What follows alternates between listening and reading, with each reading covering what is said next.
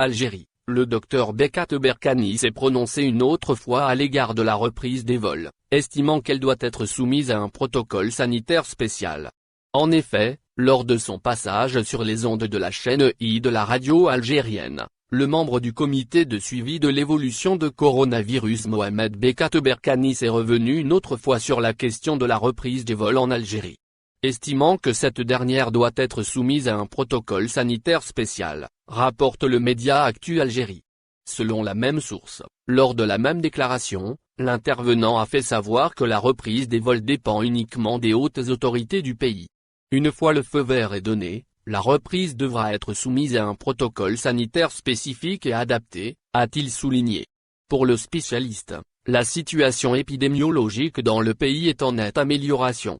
Il est donc grand temps de reprendre le rythme de vie normal, a-t-il soutenu, rapporte le média francophone. Situation défavorable à la réouverture des frontières selon Berkani. Pour mémoire, le médecin qui est président du Conseil de l'Ordre des médecins a indiqué son opposition à l'ouverture immédiate dans un entretien au site d'actualité et l'info.com, en soulignant que pour le moment, la conjoncture n'est pas favorable à la réouverture des frontières. Toutefois, il a tenu à expliquer que cette réouverture doit être opérée dans des conditions particulières.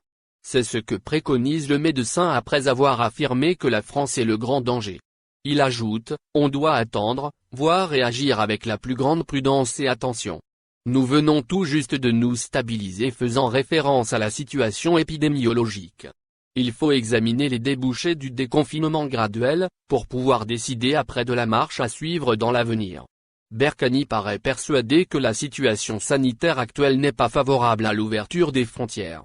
De plus, une fois le moment venu, il ne faudrait pas ouvrir toutes les frontières à la fois. C'est-à-dire qu'il faut prendre des mesures.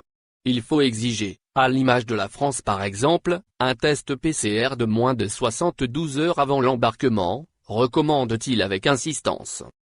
Au final, n'oubliez pas de vous abonner à la chaîne et appuyer sur la cloche pour recevoir toutes les nouvelles.